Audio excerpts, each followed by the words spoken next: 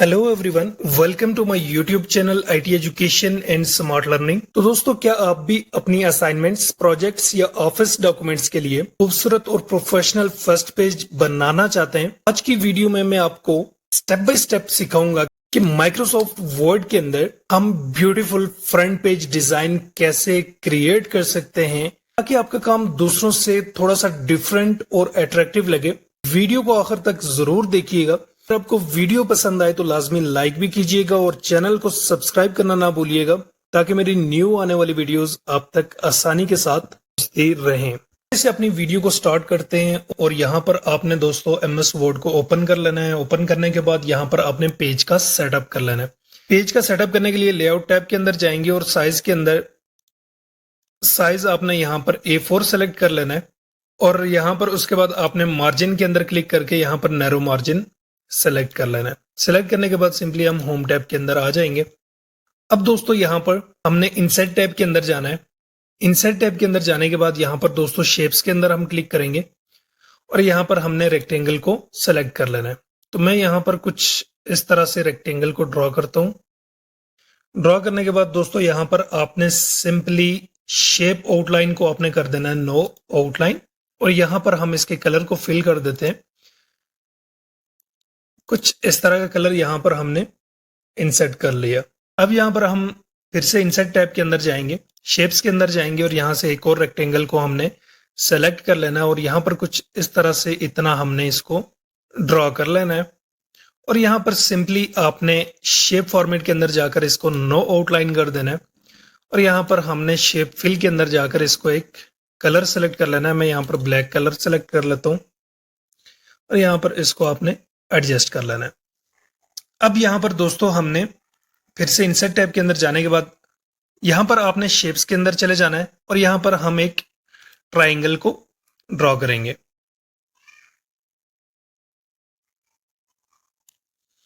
यहाँ पर इस तरह से हमने इसको ड्रॉ कर लेना है।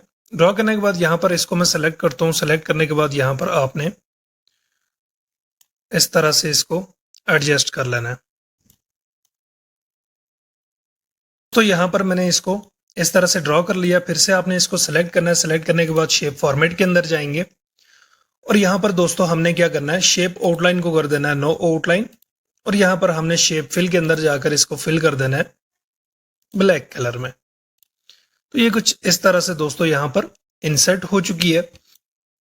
फिर से हम इंसर्ट टैब के अंदर जाएंगे और यहाँ पर हमने शेप्स के अंदर जाकर एक रेक्टेंगल को इस तरह से ड्रॉ कर लेना है, रोटेट कर लेना है। यहां पर हम इसको थोड़ा सा और रोटेट करेंगे। अब यहां पर दोस्तों आपने क्या करना है, यहां पर इसकी आउटलाइन को आपने कर देना है नो आउटलाइन और यहां पर इसके कलर को हम कर देते हैं यहां पर थोड़ा सा डार्क येलो यहां पर रख लेते हैं।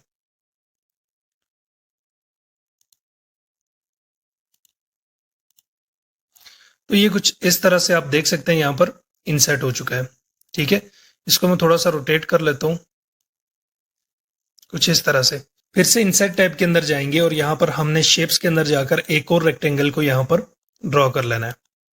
कुछ इस तरह से हम उसको ड्रॉ कर लेते हैं और यहां पर हमने उसको इस तरह से रोटेट कर लेना है। रोटेट करने के बाद दोस्तों आपने उसको यहां पर कुछ इस तरह से एडजस्ट कर लेना है। यहां पर मैं इसको थोड़ा सा ड्रैग कर लेता हूं और यहां पर इसको इस तरह से रख लेता हूं यहां पर। अब आपने सिंपली दोस्तों इसको क्या करना है, सेंड टू बैकवर्ड कर लेना है और यहां पर इसकी आउटलाइन को हम कर देंगे नो आउटलाइन और यहां पर इसके कलर को हम कर देंगे ब्लैक। यहां पर इंसर्ट टैब के अंदर जाएंगे फिर से और फिर से हमने शेप्स के अंदर जाना है। एक लाइन को यहां पर हमने इंसर्ट करना है।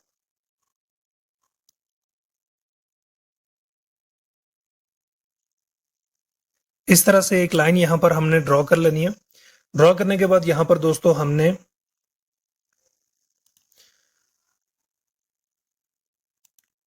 इसको थोड़ा सा यहां पर थिक बना लेना है कुछ इस तरह से। उसके बाद यहां पर हमने इसके कलर को चेंज कर लेना है।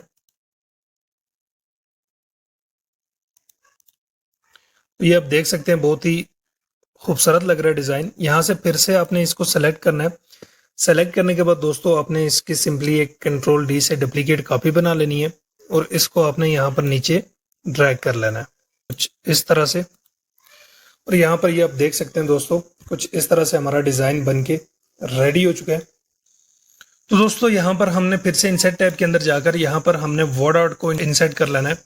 ठीक है, यहाँ पर हमने उसको ड्रॉ कर लेना है। ड्रॉ करने के बाद यहाँ पर जो भी आपकी प्रोजेक्ट का नेम है आपने यहाँ पर लिख लेना है। फॉर एग्जाम्पल मैं यहाँ पर लिख लेता हूँ। यहाँ पर इसके फॉन्ट को हम थोड़ा सा चेंज कर लेते हैं कुछ इस तरह से। यहाँ पर इसके साइज को हम थोड़ा सा इंक्रीज कर लेते हैं और यहाँ पर हम स्पेस को हम कर देंगे रिमूव स्पेस। यहाँ पर शेप फॉर्मेट के अंदर जाना है और यहाँ पर आपने इसको नो फिल कर लेना है और यहाँ पर आपने इसकी आउटलाइन को कर देना है नो आउटलाइन। तो ये कुछ इस तरह से बन चुका है। यहाँ पर हम लिखेंगे इंटरनेशनल मार्केटिंग प्रोजेक्ट।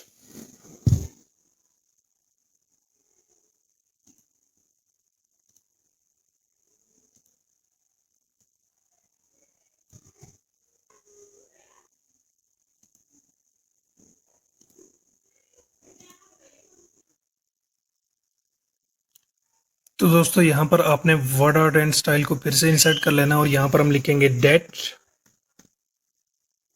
यहाँ पर आपने कुछ इस तरह से इसको एडजस्ट कर लेना है। एडजस्ट करने के बाद यहाँ पर दोस्तों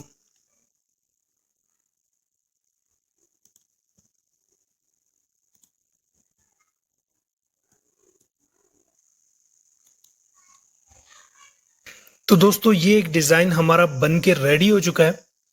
उम्मीद है कि आपने आज माइक्रोसॉफ्ट वर्ड में फ्रंट पेज डिजाइन करना अच्छी तरह से सीख लिया होगा। अगर आपको ये वीडियो पसंद आई है तो लाइक और शेयर जरूर कीजिएगा और कमेंट्स में अपनी राय भी दीजिएगा ताकि मैं आपके लिए मजीद क्रिएटिव टिप्स लाता रहूं। तो मिलते हैं अपनी नेक्स्ट वीडियो के अंदर, तब तक अपना ख्याल रखिएगा। अल्लाह हाफिज।